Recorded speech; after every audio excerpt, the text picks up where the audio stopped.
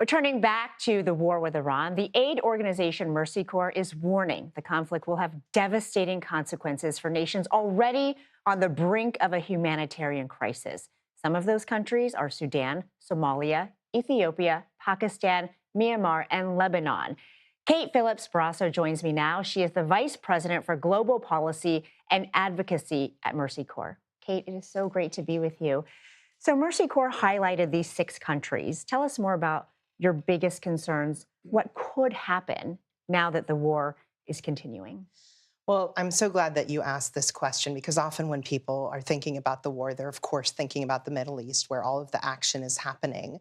But the impacts of the war, much like you heard on the previous segment, are traveling around the world through fuel and fertilizer prices, which cascade through the economy and end up being paid by people. And when those people are already on the brink of insolvency, they don't have a lot of resources, or they may already be actively affected by humanitarian crisis, like in Sudan, like in Somalia, there are simply no margins for them to absorb these shocks. So we are really concerned that these dramatic increases in fuel and fertilizer prices are going to have a dramatic impact on food insecurity around the world. And as the World Food Program has said, an estimated by 45 million additional people worldwide will fall into hunger by the end of this year. And we are afraid that there just simply won't be enough humanitarian assistance to meet this moment of crisis generated by the closure of the Strait of Hormuz. And can you talk more about how the lockdown of the Strait of Hormuz, even though there seems to be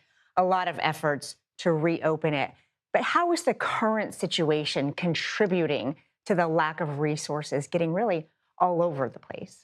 Absolutely. Well, a lot of the world's fertilizer actually travels through urea, which is a nitrogen-based fertilizer, is used in the majority of the world's agriculture. And we are actually heading into the planting season in countries like Sudan, Somalia, Pakistan. I actually was just in Sudan, and they were preparing the ground for tilling and for their rain-fed agriculture this summer. But if fertilizer prices are really high because very little is getting through the strait right now, they will plant less crop or they will have a less productive yield. And that basically means when they come to harvest in the fall, that there will be dramatically less food in an environment where we already had 20 million people who were food insecure. The same goes for fuel prices, right? That obviously makes things painful at the pump, but it also cascades into the economy because it makes food prices higher.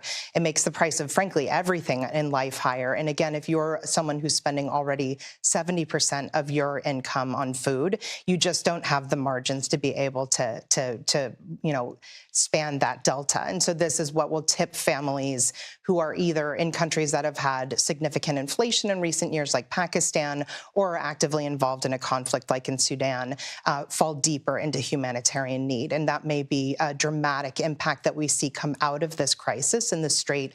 Right now, we're feeling it, but we fear that as the year goes on, that will become more and more acute. So Mercy Corps and other groups, other countries obviously cannot push a button to reopen the Strait of Hormuz. Exactly. What can you do to help people in these countries? Well, one of the things that we're doing, of course, is trying to raise awareness of this issue. Again, people don't realize, of course, this is hitting us here at home, but imagine, if you were in the situation I just described, how much the impact of these price hikes would have. We are also encouraging international donors, which I should also note have been dramatically cutting their assistance levels, and that includes the United States and European donor countries over the last year, to obviously reverse that and actually try to pre-position assistance now before people end up in situations of famine. We're also trying to encourage different donors to pre-position fertilizer and supplies before this critical window closes, before the summer, to assist farmers in some of the poorest countries around the world so that they can actually have an adequate harvest and we don't see those 45 million additional people fall into need. But these are moves that need to be made fast. The window is closing on the planting season, and we are seeing those donor signs really continue to drop. There just is not that much available humanitarian assistance given the rising need. We certainly understand the need, and we appreciate you helping us to process the dire situation that is unfolding right now. Thank you so much. Thank you.